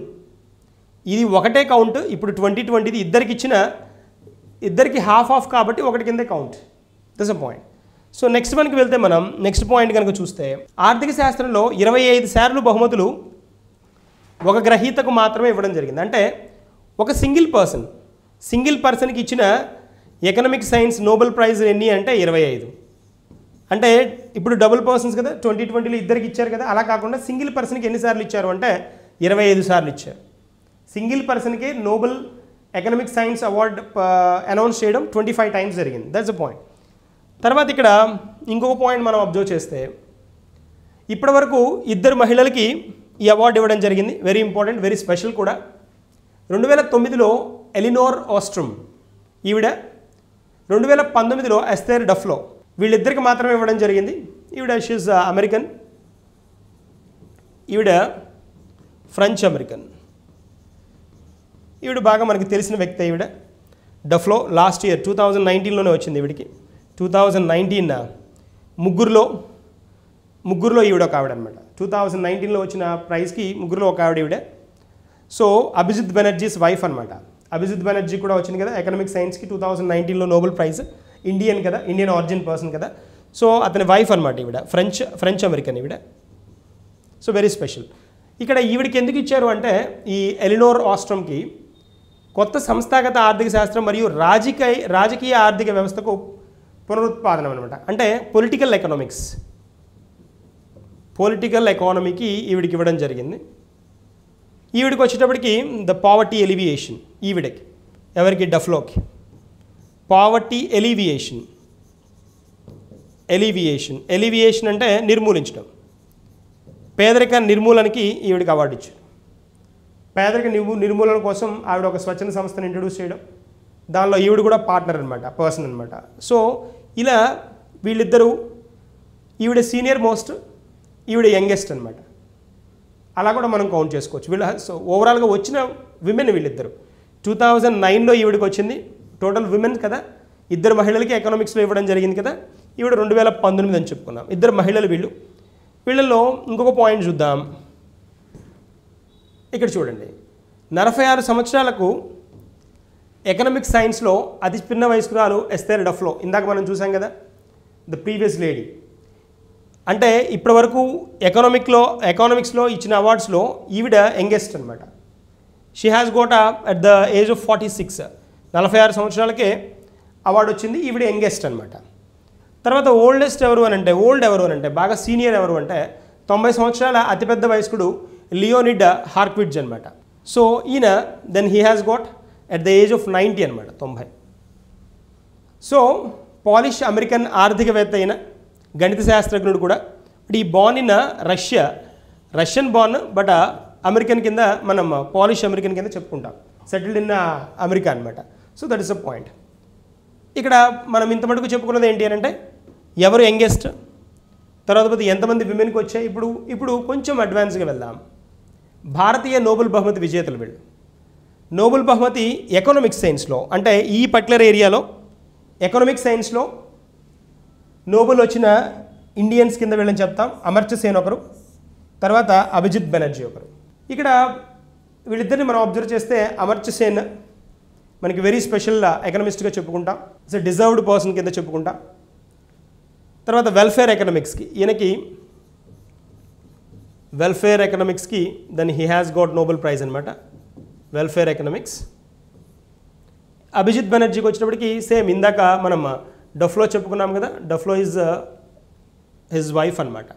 పావర్టీ ఎలివియేషన్ 1998 వీళ్ళిద్దరు అనమాట. సో ఇండియాలో నోబెల్ బహుమతి, దేనిలో నోబెల్ బహుమతి బీ క్లియర్, ఎకనామిక్ సైన్స్లో, ఈఎస్లో ఎకానమీకి నోబెల్ ప్రైజ్ వచ్చిన పర్సన్స్ వీళ్ళిద్దరు. తర్వాత ఒకసారి వీళ్ళిద్దరు గురించి చూద్దాం, కొంచెం డీటెయిల్గా వెళ్దాం. Amartya Sen, as we discussed earlier. So సంక్షేమ ఆర్థిక శాస్త్రం అంటున్నాం, వెల్ఫేర్ ఎకనామిక్స్. దీనికి ఈయనకి ఈ నోబెల్ ప్రైజ్ రావడం జరిగింది. ఇది మొత్తం ఆర్థిక విస్తృత స్థాయిలో శ్రేయస్సును అంచనా వేయడానికి సూక్ష్మ ఆర్థిక పద్ధతులను ఉపయోగిస్తుంది. వెల్ఫేర్ ఎకనామిక్స్ గుర్తుంచుకోండి, చాలాసార్లు అడిగాడు ఎగ్జామ్లో. అమర్త్య సేన్, ఇండియాలో చాలామంది ఎకనమిస్టులు మనం వింటాం. వాళ్ళల్లో ఎంతోమంది reputed persons, Manmohan Singh as well very reputed economist. Abhijit Banerjee కాదు, అభిజిత్ సేన్ అని ఒక ఆయన ఉన్నారు, ఆయన వెరీ ఫేమస్. సో ఇలాంటి వాళ్ళకు రాలేదు Nobel prize, then he has got the Nobel, very special. తర్వాత ఇక్కడ 1998 ఇయర్లో హీ హ్యాస్ గాట్, ఇంపార్టెంట్ ఇది. తర్వాత అభిజిత్ బెనర్జీ చూద్దాం ఒకసారి. అభిజిత్ బెనర్జీ, ఎస్తేర్ డఫ్లో మరియు మైకెల్ క్రెమర్, ఈ ముగ్గురికి ఒకసారి వచ్చిందనమాట. ఎవరెవరు అంటే 2019లో నోబెల్ ఎకనామిక్ సైన్స్ ఎవరెవరికి ఇచ్చారు అంటే అభిజిత్ బెనర్జీతో పాటు ఎస్తేర్ డఫ్లో, హిజ్ వైఫ్ అనమాట, ఇలా ఒక పెయిర్కి నోబెల్ బహుమతి ఇవ్వడం, వైఫ్ అండ్ హస్బెండ్కి నోబెల్ బహుమతి ఇవ్వడం, అలా తీసుకున్న వాళ్ళలో వీళ్ళు 6వ వాళ్ళు అనమాట, 6th కపుల్, అది కూడా స్పెషల్. తర్వాత నెక్స్ట్ మైకెల్ క్రెమర్ కదా, మైకెల్ క్రెమర్. వీళ్ళు ముగ్గురికి 2019లో ఎకనామిక్ సైన్స్కి ఇచ్చారు. వీళ్ళు స్టార్ట్ చేసిన ఒక సంస్థ ఏదైతే ఉందో దానికి, అది పావర్టీ ఎలివేషన్ కోసం, పేదరిక నిర్మూలన కోసం అది చేసిన ఫంక్షన్కి, అది చేసిన వర్క్కి వీళ్ళకి అవార్డు ఇవ్వడం జరిగిందనమాట. That's a point. So Abhijit Banerjee, Esther Duflo, Michael Kremer, 2019 poverty alleviation. These 2 guys are 6th couple, likewise then who has got Nobel Prize as of now. ఇలా దంపతులకి ఎవరికైతే, కపుల్కి ఎవరికైతే నోబెల్ బహుమతి వచ్చిందో అలాంటి కాంటెక్స్ట్లో వీళ్ళు 6th members అనమాట. That's a point. తర్వాత నెక్స్ట్ మనకి వెళ్తే 2019 ఆర్థిక శాస్త్రంలో నోబెల్ మెమోరియల్ బహుమతిని ఎస్తేర్ డఫ్లో మరియు మైకెల్ క్రెమర్లతో ప్రపంచ పేదరిక నిర్మూలనకు వారి ప్రయోగాత్మక విధానం కోసం పంచుకున్నారు. వీళ్ళు ముగ్గురు అనమాట, Esther Duflo, Michael Kremer and Abhijit Banerjee, వీళ్ళు ముగ్గురు. తర్వాత ఇక్కడ వీళ్ళిద్దరు కపుల్ 6th కపుల్ అనుకున్నాం కదా, ఇది కూడా ఇంపార్టెంట్ పాయింట్. 6th అనమాట, 6th కపుల్ అనేసి చెప్పుకుంటున్నాం. ఇలాంటివి సింపుల్గా అడుగుతాడు క్వశ్చన్, సింపుల్గా అడిగేస్తాడు ఎన్నో కపుల్ వీళ్ళు అని అడుగుతాడు. 2019లో then they have got Nobel prize, then ఎన్నో కపుల్ ఇంతవరకు నోబెల్ హిస్టరీలో అని అడుగుతాడు. 6th one, be clear. Next వన్కి వెళ్దాం. నెక్స్ట్ పాయింట్ చూడండి ఒకసారి. వీళ్ళు అనమాట, వీళ్ళు ముగ్గురు, Michael Kremer, Duflo and Abhijit Banerjee. వీళ్ళకి 2019కి then they have got a Nobel prize for economic science అనమాట. తర్వాత చూడండి ఒకసారి. Abdul Latif, J PAL, Abdul Latif Jameel poverty action lab. ఇది జేపాల్ అంటారు, యునైటెడ్ స్టేట్స్లో ఉంది. వీళ్ళు స్టార్ట్ చేసిన సంస్థ అనమాట ఇది. వీళ్ళే దానికి హెడ్స్ అనమాట. ఇప్పుడు మనం చెప్పుకున్న ఈ ముగ్గురు persons, Esther Duflo, Abhijit Banerjee and తర్వాత సెంధిల్ ములైనాథ్లతో ఇంకో పర్సన్ ఈ వ్యవస్థాపకుడు అనమాట. వీళ్ళు కలిసి దీన్ని స్టార్ట్ చేయడం జరిగింది, జేపాల్ అనేసి. సో దీని యాక్టివిటీస్ ఏంటి అని అంటే, ఇది యునైటెడ్ స్టేట్స్లో ఉంది. దీని యాక్టివిటీస్ ఏంటి అంటే డిఫరెంట్ రీజనల్ ఆఫీసెస్ కూడా ఉన్నాయి దీనికి, ఆఫ్రికాలో, ఏషియాలో, సౌత్ ఈస్ట్లో. సో దీని ఫంక్షన్ ఏంటి అంటే పావర్టీని ఎలివేట్ చేయడం, దానికి రిలేటెడ్గా ప్రోగ్రెసివ్ యాక్షన్ ప్లాన్ తోటి రావడం వీళ్ళ ఫంక్షన్ అనమాట. సో ఇక్కడ మనం అబ్జర్వ్ చేస్తే ఇది మనకి రిలేటెడ్గా ఈ పర్టికులర్ నోబెల్ ఎకనామిక్ సైన్స్కి రిలేటెడ్గా ఉన్న పాయింట్. ఇవాళ స్పెషల్ క్వశ్చన్ చూద్దాం. ఇవాళ క్వశ్చన్ ఓఎంఓ అని చెప్పుకున్నాం, ఓపెన్ మార్కెట్ ఆపరేషన్స్. ఇందాక మనం బ్యాంకింగ్ గురించి డిస్కస్ చేసినప్పుడు ఓపెన్ మార్కెట్ ఆపరేషన్స్ అని చెప్పుకున్నాం. ఓపెన్ మార్కెట్ ఆపరేషన్స్, ఈ ఓపెన్ మార్కెట్ ఆపరేషన్స్ చెప్పినప్పుడు ఒక పాయింట్ నేను హైలైట్ కూడా చేశాను. ఓపెన్ మార్కెట్ ఆపరేషన్స్, మీరు ఇంత కాన్సెప్ట్ మనం విన్న తర్వాత క్వశ్చన్ ఇంత సింపుల్గా ఉంటుంది. ఏ రంగానికి సంబంధించింది అని అన్నాడు చూడండి, క్రింది వారిలో దేనికి సంబంధించిన అంశం అన్నాడు. Open market operations. Open market operations మనం బ్యాంకింగ్కి సంబంధించిన కాన్సెప్ట్గా చెప్పుకున్నాం, బ్యాంకింగ్ రిలేటెడ్. ఇక్కడే కదా మనం చెప్పుకున్న open market operations are nothing but buying and selling of government securities, buying and selling of government securities, selling of G Sec government securities అని చెప్పుకున్నాం కదా. గవర్నమెంట్ సెక్యూరిటీని అమ్మడం లేదా కొనడం చేసే ప్రక్రియనే మనం ఓఎంఓస్ అంటామని చెప్పుకున్నాం, ఓపెన్ మార్కెట్ ఆపరేషన్స్ అని. దీనిలో ఈ ఓపెన్ మార్కెట్ ఆపరేషన్స్లో ఎవరు ఈ ఓపెన్ మార్కెట్ ఆపరేషన్స్ నిర్వహిస్తారు అంటే ఆర్బీఐ. దీనిలో ఎవరు పాల్గొంటారు అని కనుక అంటే గవర్నమెంట్ ఒకరు, తర్వాత బ్యాంకులు ఉంటాయి. బ్యాంక్స్ ఏం చేస్తుంది? RBI, reserve Bank of India government తరఫున ఈ గవర్నమెంట్ సెక్యూరిటీలని బ్యాంకులకి అమ్మడం కానీ కొనడం కానీ, బయింగ్ ఆర్ సెల్లింగ్ జరుగుతుంది. That is a process. దీన్ని ఏమంటాం? ఓపెన్ మార్కెట్ ఆపరేషన్స్ అంటాం.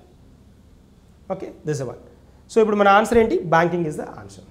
సో ఇక్కడ మనం ఈ కాన్సెప్ట్ ఇలా కనుక కాన్సెప్ట్స్ మనం మీరు విన్నదాన్ని ఇప్పుడు బ్యాంకింగ్ కాన్సెప్ట్స్ కొత్తవి విన్నారు కాబట్టి 1-2 సార్లు ఈ పర్టికులర్ ఏరియా మీద 1-2 సార్లు వినండి. ఎందుకనంటే బ్యాంకింగ్ కొత్త కాన్సెప్ట్స్ విన్నాం, దీనిలో క్వాంటిటేటివ్, క్వాలిటేటివ్ సిస్టమ్స్ విన్నాం, మానిటరీ పాలసీ మెథడ్స్ విన్నారు.